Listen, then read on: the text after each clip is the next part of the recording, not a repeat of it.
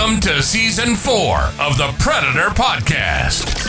Presented by Dark Knight Outdoors, our first choice for quality thermal optics. If you're a predator hunter or wanting to become one, you're in the right place. Here's your host of the Predator Podcast, Drew Schlim.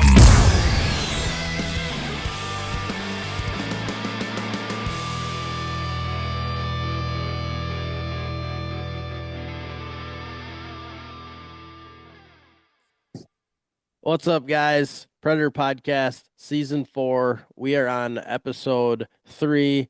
I've got Cory Chilton on today. Some of you guys probably follow along with his stuff on Instagram or Facebook. I know I've been following the Iowa Coyote for a while and thinking about getting him on.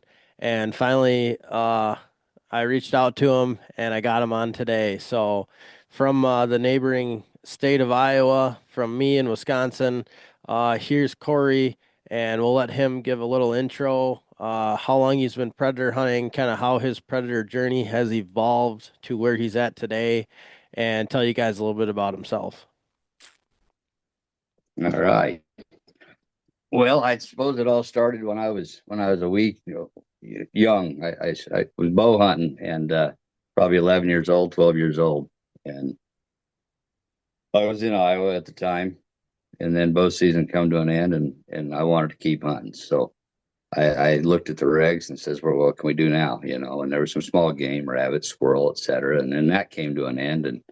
And next thing I could do, the only thing that was open after that was coyote. I just wanted to hunt. So I got me a little squeaker and I took my 243 out and just started doing sets and trying to call them in. And I think it took me a long time to finally be successful at it, but that's where it all began, right there. And I just got a passion for being outdoors and hunting, and that's something that wasn't limited to a season or shooting hours even. So Right. that was the biggest part for me. Yeah, and Cory and I were kind of talking before this too, how before thermal was real popular, before everybody had thermal, how we used to live for the full moon. And that's was kind of his intro to night hunting, as it was mine. I used to plan my winters around the full moon, plan our vacations around the full moon, all of that. And we used to live to hunt the full moon before thermal came about. And then when did you get your first thermal? Oh, I think it was 2019 was my first thermal. Yeah, it was 2019. I started off with a Pulsar RXQ30V, the cord. Yeah, I actually ran that scope for a while too. And some guys that I was hunting with, they had some higher end models than what I could afford at the time, and I was killing coyotes with it, and I liked it, and I ended up getting another one so I could take my son along, and we had a lot of good hunts. I mean, looking back, I don't know that I could run one again, but I suppose that's about like anything else. I know. You I hear you. What's better, and I contrary to that, looking back at some of those full moon nights with snow on the ground and sitting with your back up against the barn and in the cedar grove and shotgunning them at 5 to 10 yards, those were good times, and sometimes I think I want to go back and do that again. Yep. I've been saying the same thing to my buddies is we should sometime go out and hunt a full moon with our day scopes, and just for old time's sake. Maybe take the thermal scanner just so you can pick up that coyote coming through the timber or whatever a little sooner, but I think it would be super fun to do that again. Just for, old time's sake, call it. And I remember using that same Pulsar scope. I didn't even own one at the time. My buddy had one, and we'd pass it back and forth between stands, and I remember lots of coyotes running away back in those days. I still have some runaway. Yeah, we all do more than we care to admit. But so I believe Cory, you are a Pulsar pro staffer now, right? Yes, sir. when did kind of all of that come about?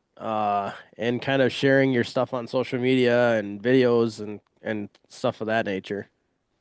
So I suppose probably, I mean, I've been, when was it? It was probably 20 or 21 before I got into a trail too. And Yep. I mean, I was just chomping at the bit for that thing to come out. And Casey Jones, he was down in Kansas. I was hitting everybody up for the first one that was available, and I remember I'm finding him. I didn't know him from Adam. He says, "Hey, we were allotted X amount of units, and I've got one for sale." And I jumped in the truck, drove down to Kansas, and picked up a Trail Two. I think it was the XP50 that I got, and then I got into where I could get some good video recording, and once I got to laying some stuff out, I just started sharing it. And I think it was late 23. Um, I don't know how it happened. I'm guessing maybe Foxhole or somebody that had my email had shared it with the folks at Cellmark, and I had got an invitation to apply for the pro staff, and I thought, well, why not? So Right. so Yeah. I applied, and I remember that year they had 535 applicants, and they had 9 slots that were open, and somehow they picked me to fill one of those 9 slots. So Awesome. Yeah, that's good stuff. Honestly though, at that time, like in the, around that 2020, 19 to 21 range, Pulsar was like seemed like the only brand out there. And then like, right. now it seems like there's a new brand every week there's a new brand that's popping up somewhere. But back then that's all anybody knew was Pulsar. Yeah. I think sorry, my phone stuck something up at me there. Um, yeah, there was, what was it the Armacite Yep. had some stuff, and Trijicon, if someone had yeah. had big money, the Trijicons were a thing back when we first used thermal. Uh Hmm.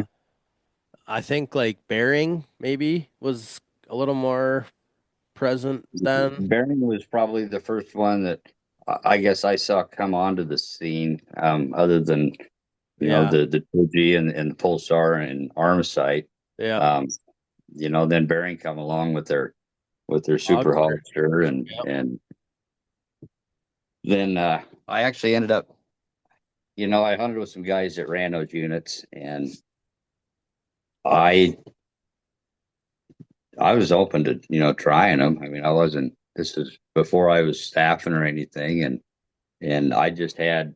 They've got a different display on them now. Pulsar's changed. They've got the OLED display on them now, like those other units had back in the day, and they were just so bright to my eye versus that AM LED display that Pulsar was running on the trail Right. units and the Yep. first Thermions. So that was, I just something about Pulsar. It just always worked well for me. It wasn't hard on my eyes, and it just fit everything I was doing. So I didn't ever Right. see any reason to change. So Right. Yeah, for sure. Yeah, and yeah, if it ain't broke, don't fix it, right? So I right. don't blame you there. But so anyways, it's pretty cool to hear how so you've been predator hunting for a handful of years and uh how have you seen the sport change besides, obviously I think as we've, we kind of talked about before this too, as thermal got more popular, us included, we both, kind of just resorted to the thermal and don't do the well, we still hunt the full moons just with thermal, but we Right. how have you seen the sport change from your perspective in Iowa? Oh, it's popularity. I mean, it has gone bonkers. I mean, let's see here. I shot my first coyote. I think it was 1993, 94, somewhere back in there. Yep. And I was doing a lot of hand calling. I remember going into Canfield Sporting Goods in Omaha. They I was in there getting some. I think we were getting doe urine or something with a buddy and for bow hunting, and I saw this Johnny Stewart uh, electronic call in there, the old tape player, cassette player Yep. with the horn on it, and Yep. man, I had to have that thing, and so I went from hand calling to that, and I learned a lot, running that thing as far as volumes go and proximity and owls. The owls would pick that horn up and try to carry it away. That was so fun. But it wasn't real popular back then. I could Right. anybody would let me hunt. Nobody wanted to coyote around, and I'd stop and get permission to coyote hunt about anywhere, and Yep. that was a huge benefit. I think maybe we took for granted back then Yeah. that today, as it's gone in through the phases, then we went through the early 2000s, and we got a lot of the videos out from call makers that was bringing some popularity to the sport, just like social media does. And that brought on a few more people, but I can't say I ever had to compete for ground until the last 3 years. Yep. And then it's just kind of gone nuts. Yeah, I agree. From my perspective, anyhow, I live in a pretty, I would say, popular um pub. There's pretty much a lot of population just all around where I'm at. There's no big, vast, expanses of land with no people. So there's a lot of hunters, and I have only lost like each year, especially this year too. Just my area, my spots that I have are just shrinking. Just continuously losing more spots. Not because I am screwing them up, but just there's just more and more people getting into it. So my area that I'm traveling just keeps getting bigger. Right. Oh yeah. Yeah. That comes with it, I think. I've lost a lot of ground over the years. Most of it's due to, farm switching hands, different farmers, different management systems. Um, and, that's all. I mean, I endured all that just deer hunting with whitetails. And I remember back in, the early 2000s, mid 2000s, I was pretty successful on whitetails for 6 or 7 years there. And I started getting some attention from locals. I live out in a pretty rural area, Right. but when people start seeing what you're doing, that's just like anything. It attracts some attention. They want a piece of it. Yep. Then they come Jealousy. start stepping on your toes, Yep. and it's just nature of the beast, I guess. Yep, I 100% agree. That's unfortunately part of it, but uh, if you weren't having any success and you weren't doing things right, that wouldn't happen either, and that wouldn't be any fun either. So, Yeah, I don't let it get me down too much. no, What I'm doing with my pro staff stuff. I mean, I just do it because I really enjoy doing it. I enjoy sharing hunt and being part of product development, and it's just something that's fun for me. right, But in that, you get guys that want you to take them hunting, and you take them hunting, and you get guys that want to buy stuff, and you're involved with helping people get started, and that's great because yep, back when I was deer hunting, I'll admit I get a little feisty about ground, and I get feisty about other people being on it. Um, I've probably gotten a little more mature over the years, and yep, I don't get too worked up about it anymore. I will. I had one kid that he literally. I went hunting with him on his ground. A week later, he bought everything that I had, and he was all set up on his own. And he had yep, asked. I says, "Well, I hunt that farm right over there." And he says, "Well, whose is that?" And I told him. And the following year, I saw his truck on that farm, a different, same landowner, different farm. And I called the guy. I says, "Am I still good to hunt in there?" And he goes, "No, so and so's hunting it this year." And it was yep, that kid I took hunting. He, basically just went in and booted me off a bunch of stuff that I had. So, right. I went, Yeah, well, it is, I've it had it is what it happen. is. Yep, I've had that happen So too. And I know people sometimes, I'm sure you get it or have heard it at least. Some people like to point the finger at us for getting people involved in the sport and whatever. But my opinion, we should never want to discourage people from hunting or from getting into hunting or from So I'm gonna take those things and just call it a part of the game growing, and it is what it is, and we as hunters need to stick together as much as anything ab- because absolutely. too many Yeah. people are against us. I don't hold anything against the guys that have stepped on my toes. I look at the bright side. There's plenty of predators to go around, and I Yep. want them to have success and have a good time just like I am. I'm pretty fortunate anymore to where, this has kind of led me to a point that I don't remember the last time I went and knocked on a door to try to get permission to hunt a place because people are calling me, people are sending me messages and asking me to come hunt their place. And it's allowed me to start a little nuisance wildlife control business to where, I can help cover some of my expenses and continue to do more of what I love to do. So Exactly. the more the merrier. Yep. No, I totally agree. That's a great way to look at it and do it. So yeah, that's awesome. All right, let's dive into a little bit of strategy and gear and good stuff that people want to hear about. So this will be the week of Christmas, so this will be like the day or two before Christmas. This is gonna come out, and we'll be looking at the new year and shortly after this and first part of January ahead of us. So as guys are looking ahead to the next couple of weeks, what are some strategy tips you're going to have for people to help them be successful here in the next couple of weeks?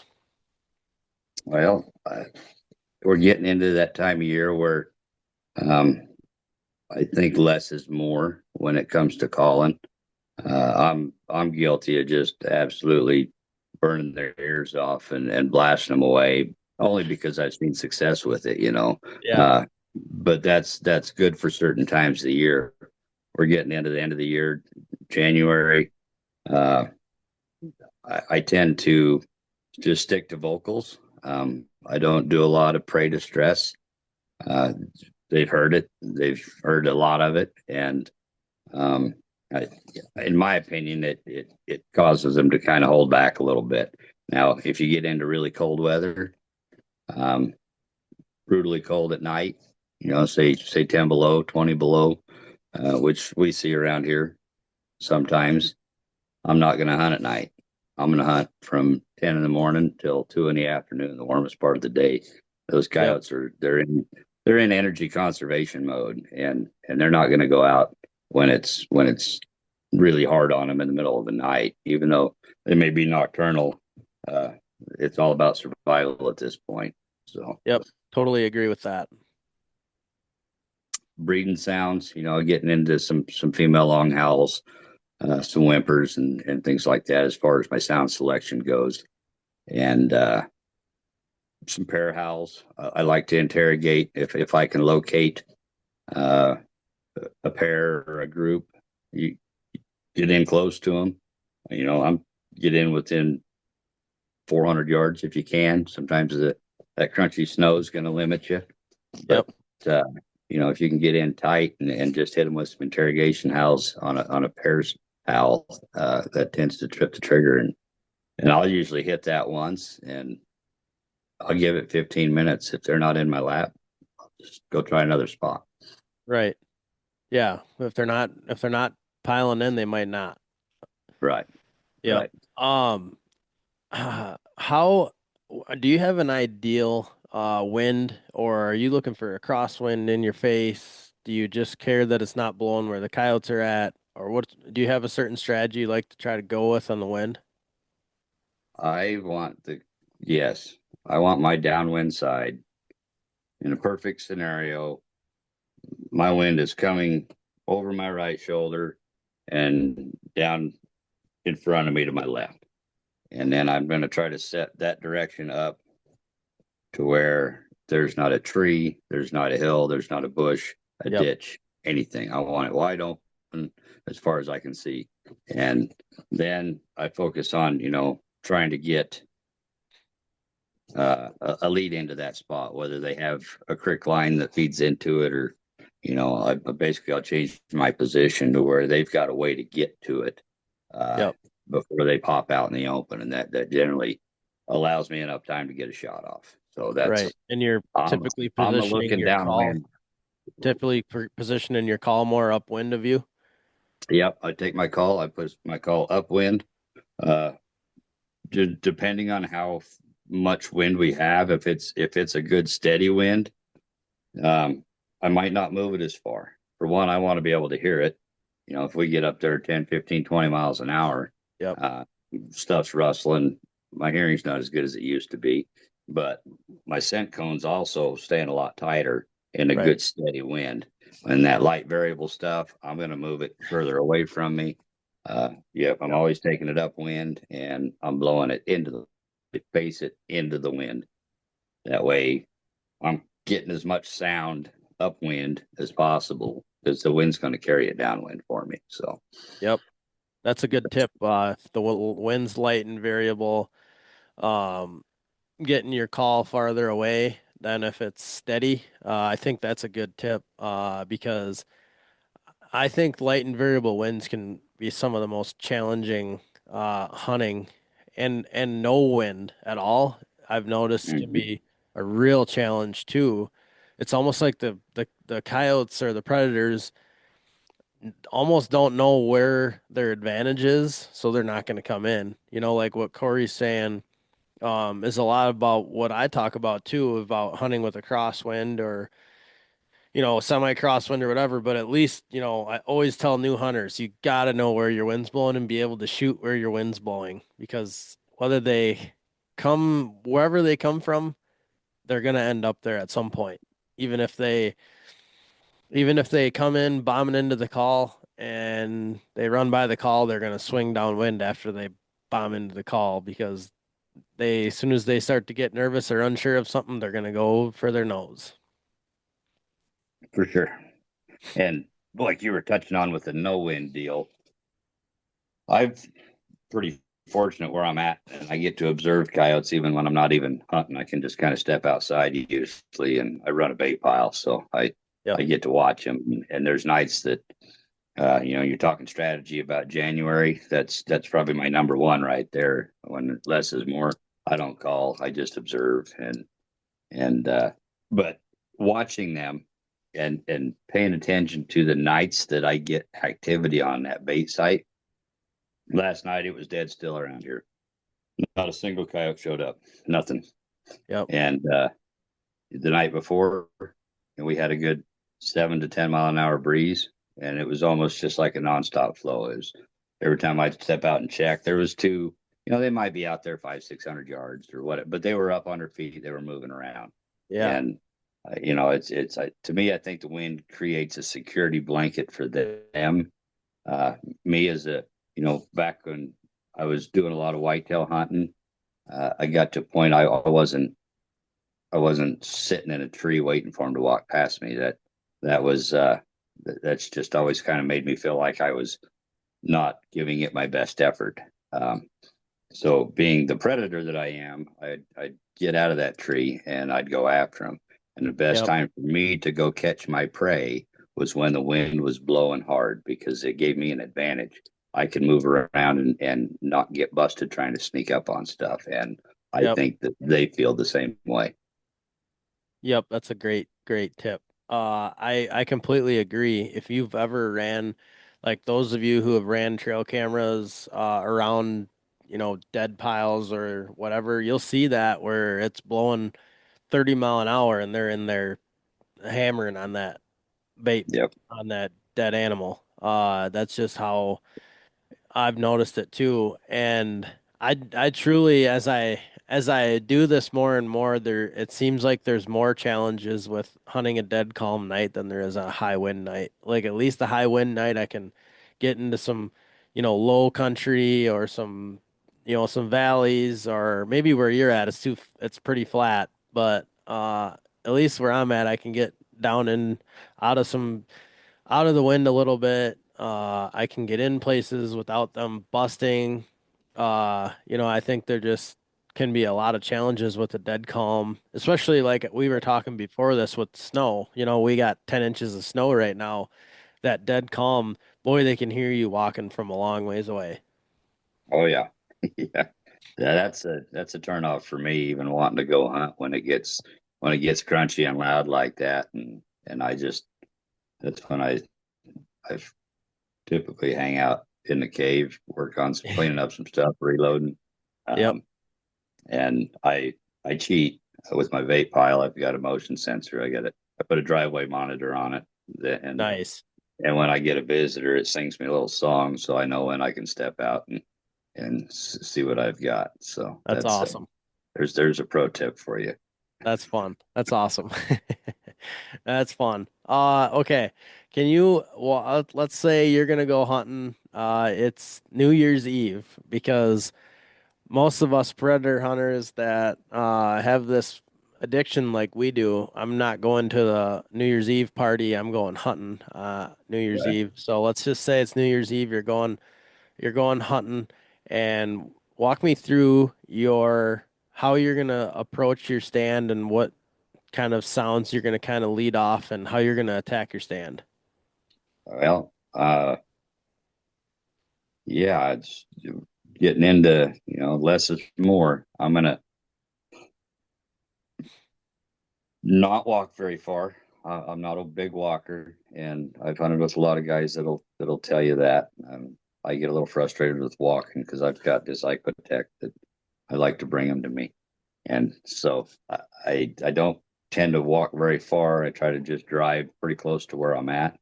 Um, and yeah, I'm going to start off with the female lone howl and probably high volume with it, and then I'll respond with a pair owl, a little bit softer.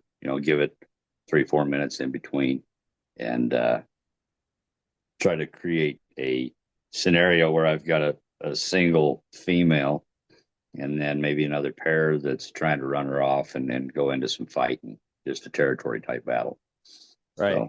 So that's tends to be my go to this time of year. Right. And how long is your stand typically gonna be? Oh, If you don't call nothing in, let's say you hear nothing, see nothing, how long is your stand? hear nothing, see nothing. 30 minutes. Yep. I'm gonna Yep. give it 30. A lot of guys are. I hunt with a guy, Eldon Wellman, and he has this biological timer at 14 minutes, and he starts twitching and ready Yeah. to leave. So I've, I've been forcing him to stay on set a little bit longer, and I think maybe he's changing his ways, but Yeah. Yeah, no, I agree. I think one thing I've noticed, as pressure's amped up, as there's been more and more hunters, I've noticed, a lot. It seems like, especially as the year goes on, and as these dogs get more, have heard more sounds, more calls, etc. It seems like that silence, even at the end of when I'm done calling, I like to try to give it 5, 10, 5, 10 minutes. I get a little antsy at that point, but I mean, sometimes I've even done it, up to 15 minutes if I've heard them and know there was coyotes around. Just sit there quiet for, 10, 15 minutes. I've seen a lot of coyotes, sneak in the downwind, in that period of quiet, just kind of checking things out. Maybe it was just curious. Otherwise, I think, just being there and being quiet. And like you said, that less is more thing. I'm the same way because I feel like if I can kill one on one sound or two sounds and be out, I can come back next time, use different sounds, whatever. And I feel like I can be much more successful at that spot all year long versus, going there playing every sound in the book and, how that oh, goes. sure. Yeah, you're giving up your playbook, and Exactly. and that is. the timing, it's 30, 35 is kind of just a good general idea. Now, if I'm going to add proximity to that. If I'm in an area where it's really wide open and flat and there's not a lot of cover, where I know that I can see 1,000 yards, 1,500 yards, um, I might give it up a little sooner, just Right. because I get this sixth sense about me where I just kind of have a feeling that, yeah, Yeah. something's going to sneak in here. I'm going to hang out. And sometimes I just go, you know what? I'm wasting my time. I need to get on to the next spot. Yeah. And that's not something I guess I can teach or tell. It's just No, kind of how I feel. I So agree. I feel the same way. Um, I think that instincts are certainly, some people have them, some people don't. Some people have really good instincts, some people have poor instincts, and I definitely agree with you. I feel the same way. I do that all the time. My buddies, I'll be like, "All right, we're gonna sit here for 5 minutes," and then it'll be 1 minute. I'll be like, "All right, I'm going to get the call," and they'll be like, "Well, nice 5 minutes," and I'm like, "Well." I can see a long ways. I just don't feel like I'm not feeling it. But then there might be the next time where I might never even say anything and we might stay there for 10, 15 minutes quiet. And because I felt like something was coming, or, like maybe, for some reason I felt like something was coming, or maybe it was just a good enough spot, or there was enough things going that I feel like something might sneak in. Uh, if you're out there and they howl and I don't know an exact distance, but if you hear them, are you moving on them ever, like to get closer to them? Or are you gonna go back to the road, get closer to them? Are you much of a mover to get closer to coyotes? depending on proximity, I'd say normally if I can hear them within say 3/4 of a mile, if I'm guessing that they're within 3/4 of a mile, I'm probably not going to move on them. Now, if I've done a stand and they're a quarter mile away from me and they haven't moved and they're being vocal through that whole stand, I'm going to move in closer. I'm going to go in, try to get within 200-300 yards of them if I can. And Right. you're not going to do that on a dead still night. No. You're going to need some wind, some noise to cover you. But then I absolutely will move in on them. But most of the time, I don't do a lot of moving around. Yep.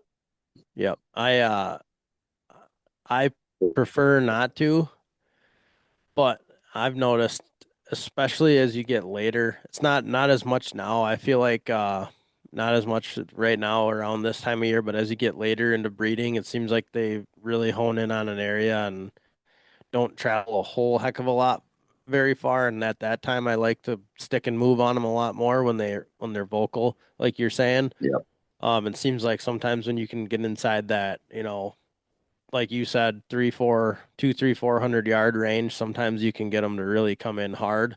It seems like sometimes when you crack that distance, it can really, really trigger them. But this time of year, I agree. It seems like they're still willing to travel a little bit more typically, because they're not, you know, in that peak breeding time like they would be a little later. Right. It, as far as moving on 'em goes, occasionally I'll do that if I can see them and I know I got a way into them. If say they're just pacing back and forth, they're like that turkey on the ridge that's got its little strut zone, or that bull elk that's Yeah, not going to come across that drainage. If I can see them and they're maintaining, that's a huge advantage. I'll be glad to walk over there. I'll walk half a mile, whatever. I'll just walk in closer and get louder to challenge them and push that territory. But yeah, if I can't see them, they're staying there. They're being vocal. What I prefer to do is just leave, make notes of it. Next time I come back, I'm going to use the wind to my advantage. I'm going to get in tight and I'm going to surprise them, and I'm going to hit them hard and loud for a very short period of time. And then I'll just shut up. And that, right. that typically will trip the trigger. They're in your Yeah, lap. So yeah. I like that one. That's a really good tip. I find myself doing that a lot too when I'm on stand and I hear coyotes, in neighboring sections or, another piece that I can hunt that's nearby. The wind might be wrong for it or whatever, so I'm not going to go there that night. But I'll always bank those things in my mind. And I can recall a time last year too where I had heard coyotes in this one spot like 3 or 4 times. And finally, we went there late in the year, and I'm like, I remember saying somebody's got to watch that valley right there because I've heard them down in there, about every time I've been around this area. And sure enough, that's right where they come out of, right out of that ditch. I heard them. It had to have been 3 or 4 times throughout that year that I had heard them down in there, and I just never made it over there. Or for whatever reason, we get going, and sometimes I do it a lot too, where sometimes you just miss that one little spot that you hadn't hit yet this year, and all of a sudden Yep. it's end of February and early March, and you realize, shoot, I haven't been there yet. Um, so I like to try to bank all those things in my mind and make sure I try to get into those spots as well. I keep saying that I'm going to keep a journal, and it's first of the year, January 1st. This year, I'm going to keep a journal, and I'm going to write down every spot I hunted, the sounds I used, and successful or not successful. That typically dies about the 15th of January because I just quit doing it for some reason. Yep. I don't follow through on my journal very well at all. Yep. But I've tried uh, to do similar. the mapping system is more beneficial to me than anything. I use, everybody I'm sure uses Onyx anymore, but I keep most of my notes on there, and that allows me when I'm out and about, I can just see what's close. If I'm out on a night where I've only got a few hours to hunt, a lot of times you get it in your head that you want to hunt this spot, this spot, this spot because you think back to some past experiences and they're good spots. And Yeah. I found myself driving around a lot and not killing anything. It's just like if I plan it all out like that, I typically don't do very good. Yeah. If I just get on my map and I go 6 minutes down the road, we can be in another spot and try Yep. it again and just keep working it. So that's probably my biggest thing in January and February. I say it all the time. Don't drive past a coyote to go call in another coyote because you just never know how they're going to act. But if you can Right. just keep your set packed closer together, Right. that does me a lot of good that time of year too. Yeah, I like that too. I remember last year, I'm a big like planner, like, okay, we're gonna go bang here, here, here, plan kind of a route, and this is the spots we're gonna hit. And we would always, it never failed. Like we'd hit those, 3 spots that we had planned, and then I'd come up with like, oh, here's a spot we got to hit. I never thought about this one, or but we got time for one more. Let's go. Oh, let's go over here. And it was always those ones that weren't planned, and the one that we just thought of off the wall. That all of a sudden here comes a hard charging pair. When we didn't Right. plan on it, and so we Yeah. always joked about that. I fly by the seat of my pants a lot, and I've got a ton of ground. I can go north, south, east, or west, Yep. and I've got pretty much 30 miles every direction one way to go pick from several different pieces of ground. I hit the end of my driveway and I just flip a coin. I don't know what direction I'm going to go. I just Yep. pick something and go. So Yep. Yep. No, I agree. That's sometimes being able to do that though, I think is something that can really help you be successful on a night where you're struggling, is just being able to like fly by the seat of your pants, and right. like when conditions change or the wind picks up or different things that can happen throughout the night, that or like what I have now happen is like I'll hear someone else calling while I'm on the stand. I'll hear someone, a ridge over or whatever, and I'll be like, okay, we're getting out of here. Like we're getting away from this area. We're gonna go to a different area just to avoid, crossing paths, calling the same coyotes, different things like You that. don't you don't get in a contest with them. Nope. I've done it a couple of times and it's fun.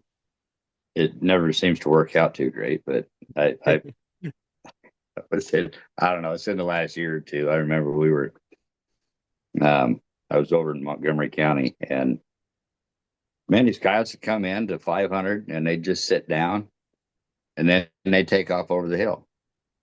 And then I could hear them calling over the hill. And I went, I got somebody else calling. So Yeah. I just turned the volume up and we got into a battle, and yeah, it never does work out very good, but it was kind of fun for a little Yeah. bit because we just watched them go back and forth between the two of us. Yeah. I've done that too, where you let out a howl or something and all of a sudden somebody answers it and you're like, well, that sounded like a howl I've heard before, Yeah. or something like that. But yeah, it's interesting. There's a lot of different. I know a lot of. I get a lot of it. People are always like, "Man, what you overthink this. You try too hard. Because I think about all these strategies and wind and sounds and all this stuff, and people are like, "Oh, it's just a coyote. Why are you putting all this thought into it? You just go out there and play rabbit distress, and they pile in." Well, once in a while they do, but more often than not they don't. Yeah. That's well, and I just to me that end of it is the challenge, and I think that's ultimately what draws me to keep doing it. I mean, it never gets old, and there's always a lesson to learn. You know that you never, people say, how do you do it? And I'm consistent. That's the only Right. thing that makes me any different than the average person, if you will, is I am Right. persistent as heck when it comes to it because I enjoy the challenge. And I Right. don't mind going out there and spending 4 hours calling coyotes. I will stay in one spot for 3 4 hours if I know there's coyotes in the area. I don't have to hear them. There's times you got somebody ask you to come and hunt. There's coyotes there. Sometimes they're just not in the mood. Right. They might be laying down. I've watched it. They're just not really wanting to go do anything. You give them an hour, completely different animal, and here they come. Yeah. So that's a big part of it for me. It's just absolutely being persistent about doing it and embracing the challenge, because a lot of people get frustrated, I think prematurely, because they played rabbit and or a coyote didn't run in, and they did it Yeah. 6 times that night. Well, I do that all the time, Yeah. but there's always that one. You switch up your sounds, or you know, just kind of pay attention to what works for you in your area, and that Yeah. makes a big difference between killing coyotes and not killing coyotes. Right. Yeah, and I think one thing for me that always is a driver, and I think what deters a lot of people and gets a lot of people out of predator hunting is it's never easy. Like you might get a couple stands where you think like, "Oh man, that was easy. I just turned on, rabbit distress and they piled right into the call and I killed them right there." But then the next night or the next stand, you might see nothing. You might do 10 blank stands in a row. Seems like there's never been like where you get it just never just as easy. It's always hard. They're hard to hit. They're hard to get to stop. They're hard. There's so many challenges within the sport that I think deters or gets a lot of new hunters will start doing it, and then all of a sudden they realize, oh man, this is hard, and I don't want to do this anymore. Yep, yep. And I guess if you view it as being hard, um, maybe it's not what you want to be doing anyway. And Right. I don't ever see it that way. I love the challenge. I love the fact that I'm you know attempting to outsmart Mother Nature, Yeah. the apex predator in the area besides humans. And Right. that was always my draw to big whitetails. I want to say maybe kind of brainwashed about a lot of things when it come to bow hunting whitetails and the things that you needed to do to be successful. And I bought into a lot of that. And then after, switching over, I mean, I've always called predators. I've done coyotes for a long time, but doing more focus and actually seeing what's going on with thermals at night. I think we touched on this already, and seeing the behavior of white-tailed deer and big bucks even. Uh, they're not near as touchy as they've been made out to be, I think, by a lot of the people promoting the sport, just because they're not really that elusive. Big bucks are just lazy. They just Right. they're in energy conservation. They'll walk half a mile out of the way to go through a field entrance rather than jumping a fence. And it's little quirks like that that just make you go, oh man, I was way overthinking that. But coyotes, on the other hand, I think are a much more intelligent creature than a white-tailed deer, and that drives me to try to outsmart them and keep doing what I can do to put them on the ground. So Yeah. No, I agree they are. And that's something that I think not enough people factor in is how smart they really are. I think that's why, some people can have so many struggles being successful is because they want it to be easy. They go out there thinking, "Oh, I just need to turn on the sound and they're gonna come running in." Don't worry about the wind. Don't worry about where I'm sitting. Don't worry that my truck's 10 feet behind me. Don't worry, all these things that people think just doesn't matter. It's just, I've seen it on TV or I've seen it on YouTube. They just run over the call. And yeah, that doesn't happen real often. you, no, that's the probably what maybe the 15 percenter Yeah, that they're right. just maybe 10-15% that they're hauling in and right on top of you. The rest of it, it's just not like that, and that's fast. I actually kind of dread that. You're talking about how you could do one stand and it's great, and then you got 10 more that's blank. Um, I've actually, I'm a wholehearted, superstitious, firm believer that in this first stand curse deal, and Oh, I've been burned by it so many times. me too. I've actually, you get a hard charger at 3 minutes on your first set. It's like, don't shoot that coyote. Just let that one go. Or if you Just do, you're going to just go screw the whole home. night. Right? Yeah, you do. Take a picture, go home. Try Yep. again the next night. But that's, and I don't know what it is about that, but it seems to ring true. I have more times than We I have care to busted the admit myth. that's happened. We've busted the myth once or twice, but every time it happens, and it's about the fourth set in, you start regretting shooting that first one. Yep, It's like, I've done man, that where I've done that and we've got, 4 or 5 stands in, nothing, and you're like, man, we should have just went home. Or we always joke about we're gonna go to just a bad spot first. Just a intentional bad spot just so we can say we didn't kill on the first stand. right, right, yeah. Maybe it's all in our head. I don't know. Yeah. No, I know, I hear you. I think about that all the time, but it's a fun game, especially when you're with, good hunting buddy or something. It makes it fun and keeps you on your toes. For Uh, sure. what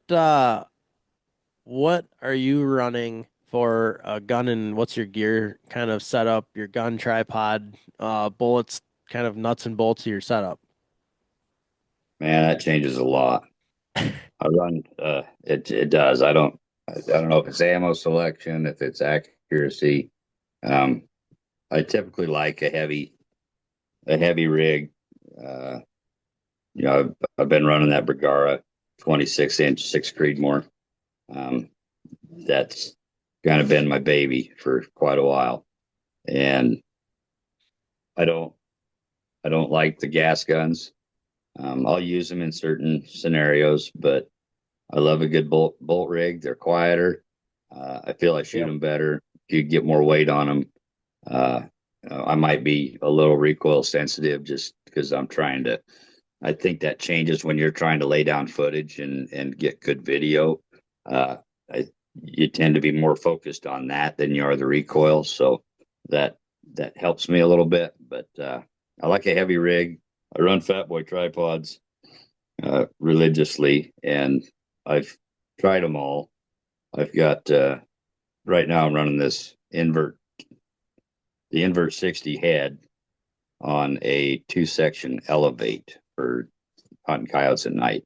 Yep. It's quick, it's easy. There's plenty of adjustment in that thing with just a one knob, and that's been my go-to. It's got that Revive charging bowl underneath the ball head that Yep. I got USB outlets on it for battery management. I can keep my phone going. I can keep my scope going if I happen to get low there. Yep. I keep a pocket full of batteries for that scope, but it's a really slick system that keeps me from having to cut a night short because I've got everything right there on board in one piece. So Right. that's been my tripod for sure. What else we got? Calls. Icotech. I run the Outlaw Plus, and that they've been great for me. I've run a lot of calls. I've run them all. Can't say I've run all the newer ones in some other brands because Icotech's my baby, but Right. they are durable. I've run them over. I've dropped them. I've left them in the back of the truck. They've been full of rain in the morning because I didn't know it was going to rain. I got home at 4 o'clock, and it's just laying back there. Right. I've dumped water out of those things and sit them in a room with the dehumidifier, let them dry out. They just keep rocking. So that's definitely my call of choice. And I like the BFA. JD's got some great stuff Yep. He does. that he's been putting out lately. Well, he's been putting out for a long time. He's made sounds for Icotech for years, and Yep. and James Bostic with Boss Predator Acoustics has got some really neat stuff that I tend to like, and I've got, I don't know, a couple of years ago I was getting a lot of feedback on his sounds, and they're like, man, it just don't sound right. And I says, well, it calls coyotes, and I don't, I'm a human. Yeah.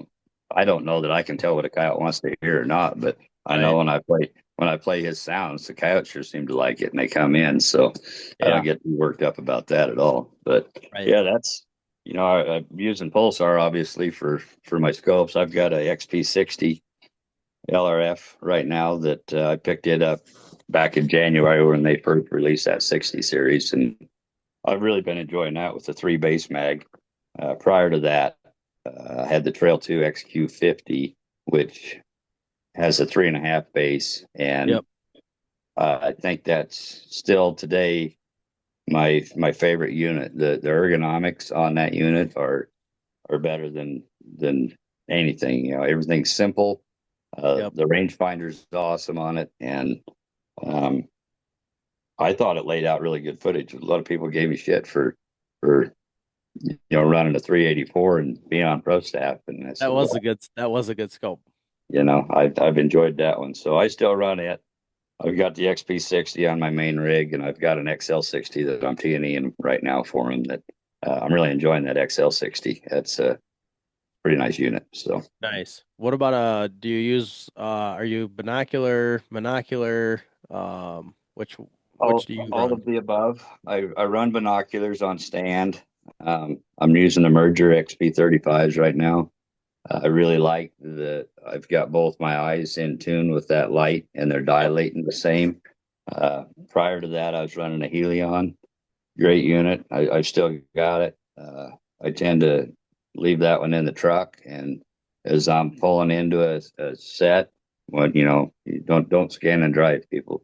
When I'm pulling into a set, I can just grab that one off the console and give a good look and see if there's anything on the field when I'm getting started. So Yep. I kind of run a few of them, but those mergers I've been using mergers for about a year and a half now, and Yeah, I the don't mergers see are sweet. myself going back to a monocular. So No, the mergers are sweet.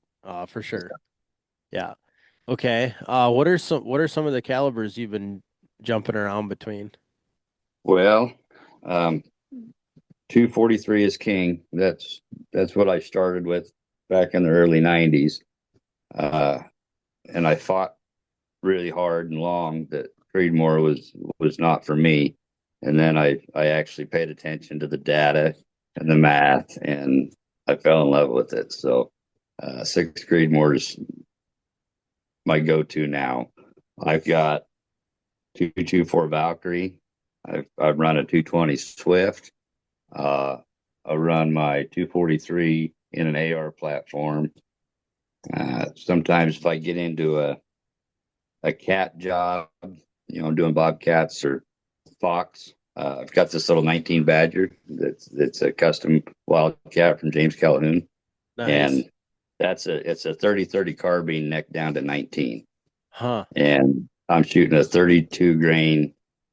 He calls it an ST. It looks like a VMAX. I don't know where the bullet comes from because he actually loads the ammo up and sells it to me. Huh. But that's a 32 grain projectile moving at 35-40 out of that little rig. Wow. It's in a CZ 527.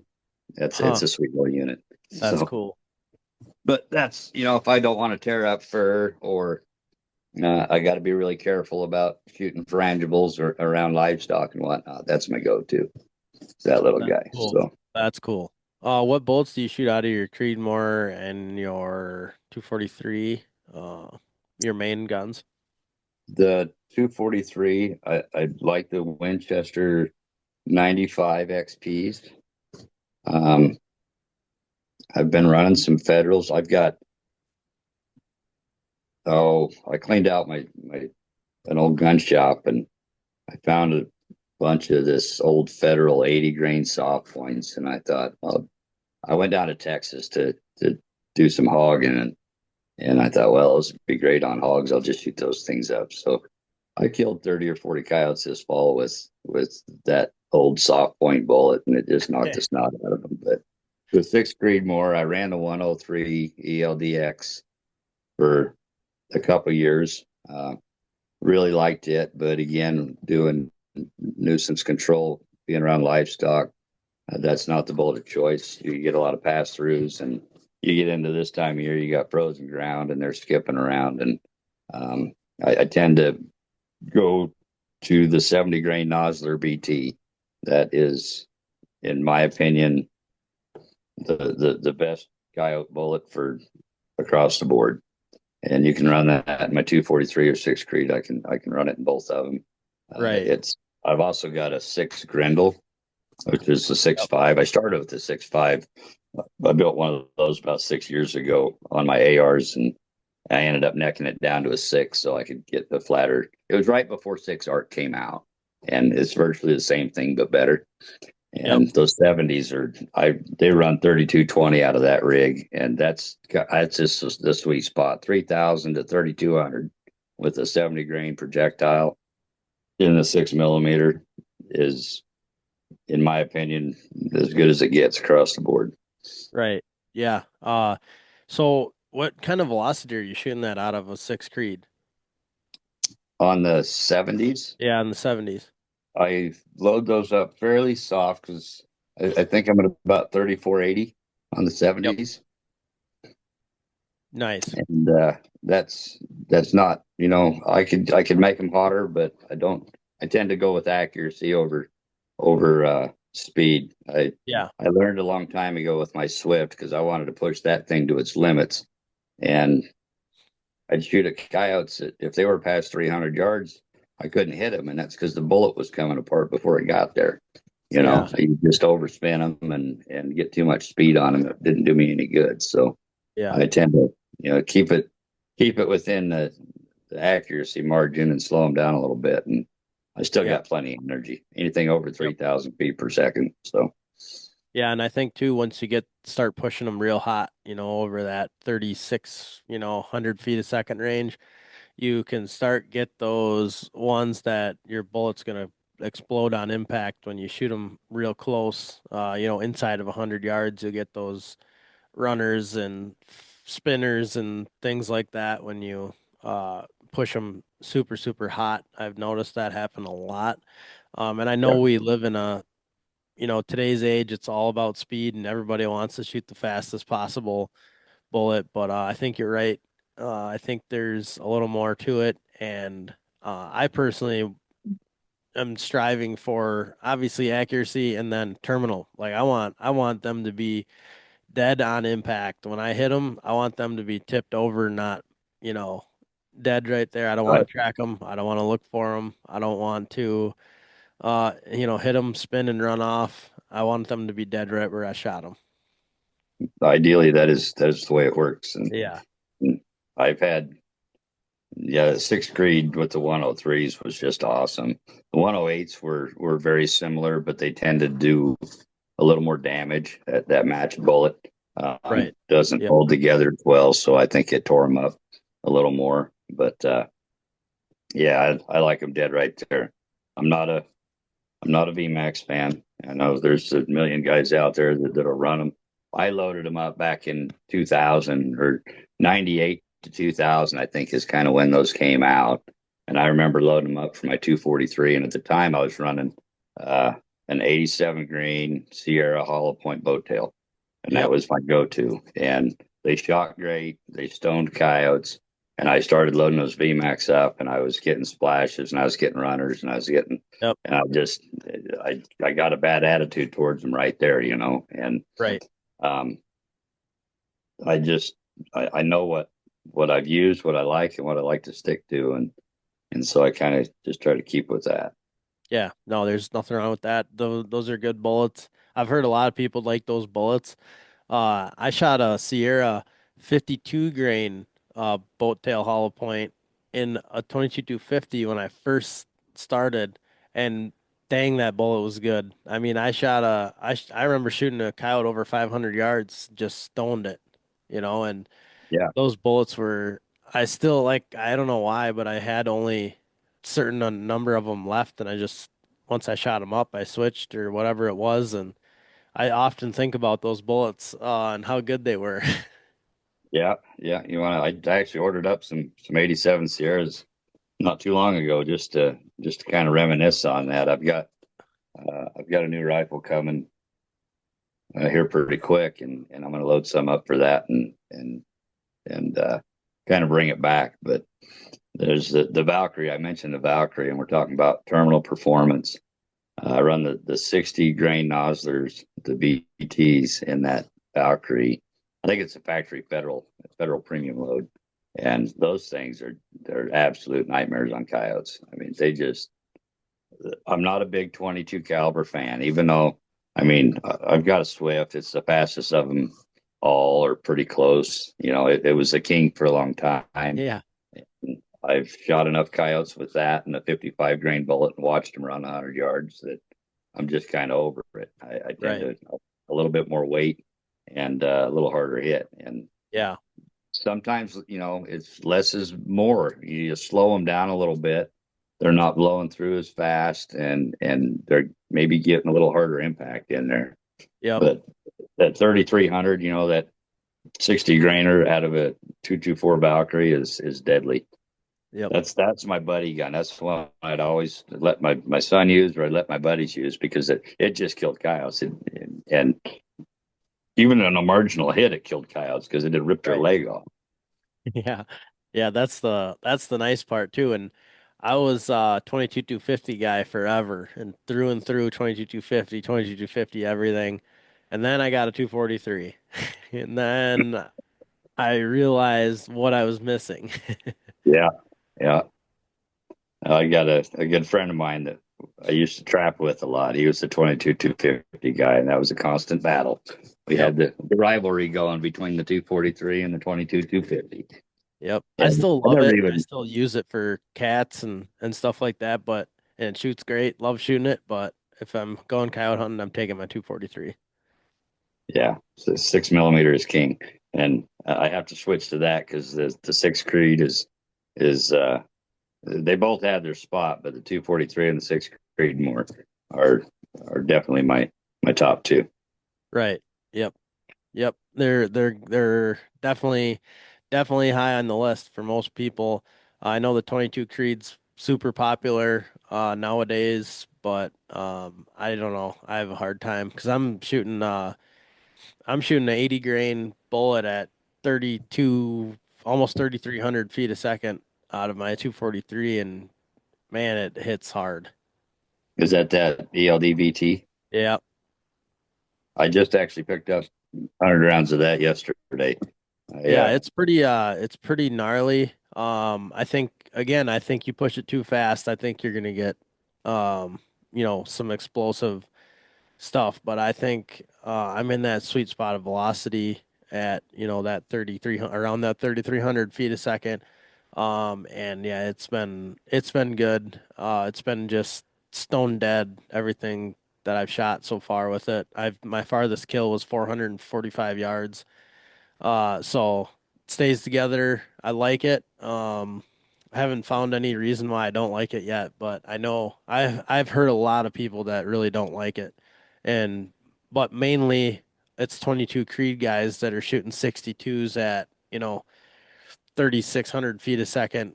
They're talking about splashes and runners and things like that, but I've seen it. I've seen it in the field with guys I've hunted with, and I've seen it too where they shoot them, outside of 100 yards, outside of 150 yards, and they're just flattening coyotes. But yeah. it's those close ones where your bullet's still traveling at 3,500 feet a second that you got to worry about. So I think with that well, with any projectile, twist rate is important, and Yep. I think that some guys are getting mixed results on that ELDVT because if you overspin those things, you're gonna not get as good a performance on them. And I don't know what you're running on your 243. This six Creed that I've got coming, actually I had it done with a 7 or a 10 twist. So I think mine's um, a 9. that's going to allow me to, I can push a little more speed without over rotating them and still maintain that terminal performance with it. So Yeah, I think mine's 1 and 9. I think it's 1 and 9. I'm not 100% sure. It's 1 and 9 or 1 and 10. yeah, that nine's is I think a real sweet spot. I know my original Remington 700 BTL is it's actually a 9 and an 8 is what the Nice. twist is on that one. Nice. And my AR-10 that I built, I did a 10 twist on that, and it seems to do fine with about anything I throw through it. So Yeah, for sure. Yeah, no, it's interesting and it's funny. Everyone has a different opinion, has something they like, and the cool part about it is everyone kind of has something that works for them, and there's nothing wrong with anything that works for anybody. But I just like hearing different opinions, different things that people use. It's interesting to hear people's logic and their um, experience and different things. You never uh, know when you might get if you're like you and I, you gotta always be tinkering with something new and trying this and trying that, and it I just keep thinking I'm over that stage, but I don't know. but then you got a new gun showing up. Well, it's new, but it's not too different. Yeah, I know. That's what I mean. I keep thinking I'm done with it. I just want to run. I want to load 10,000 rounds and shoot one rifle, and that's just never going to happen. So, you know. I know. I hear you. I hear you. It turns into a lot of work when you use them as much as I'm using them. Yeah. Because it never fails something. You get on a roll for a while, you get in a groove, Yep. and I'm out of ammo. I got to load, and then I can't get that component, and I'm gonna have to switch it up. Or so there's that constant change that even whether you want to or not, you have to deal with. So that's Yeah. that's all part of it too. A lot of people ask how you keep doing it, and I will say there's a lot of work behind the scenes to keeping a rifle going. Yep. And the tripods and the optics they tend to do fine, but keeping that rifle running good and accurate is you kind of got to stay on top of that. I'm as guilty as anybody about getting lazy and not cleaning and just it'll catch up to you eventually, and then Yep. you just deal with it when it comes. That's why Yeah, I keep that's jumping around to different calibers, I think. yeah, and that's why I quit shooting gas guns because gosh, they suck to clean, They suck especially to shooting clean. suppressed. They're they're just, you know, as reliable as they're supposed to be. They're not very reliable, in my Yeah, I opinion. know. I They've had agree. There's just certain aspects of them, something, you think you got everything right, and then something else will go wrong, and then I'm cussing. I've got some really bad videos from back in the day when ARs were causing me issues, and they're great videos. They got really bad vocabulary in them. Yeah, yeah, for sure. No, I agree. I used to have, misfires and my gun froze up. I only, jammed. There was just so many things where I finally just said not worth it anymore. And then I switched to a bolt gun, and I, I, I don't even know how I could switch back at this point. Yeah, no, the the thought process that most people have is when you're getting a group of them in, and you want to be able to get on the trigger faster. And I don't get on the trigger. I do get on the trigger faster, but I'm not any more accurate with it. I'm less accurate with it. There's this anxiety that sets in on me when I'm running a gas gun, and I haven't learned how to control it. I try not to mag dump, but when I'm on a bolt rig, I can take that one out. Running that bolt allows me to reset, kind of get things back in order, and then okay, we're going to get that next one stopped. We're going to take that shot. Um, and I believe that running a bolt gun will actually bring you more coyotes on the ground because it does that for you. It gives you a little mental reset, and you're Yep. in a mindset of I've got to make this shot count because you can't just pull the trigger again in half a second. So I completely agree with everything you just said. I have the same problem. A bolt gun does the same thing for me. It gives me that second to regroup. Okay, make the shot instead of just ramming the trigger. And I used to do it all the time. And what I would do a lot is shoot 4 times and then be like, okay, now I got to aim. Okay, boom, now I got him. But I couldn't never figure out how to stop doing it, or I'd get you a bunch spend of more coyotes time. come in and I'd shoot a whole bunch at one coyote while the rest of them stood there, and I'm like, I could have just sat here and picked all these off, and here it was just blasting at this one. Well, then there's the suppression end of that. When you're running a suppressor, a bolt gun is way quieter, Yep, and you're going to get away with more on a bolt rig than you're ever going to get away with a gasser. yep, And for sure.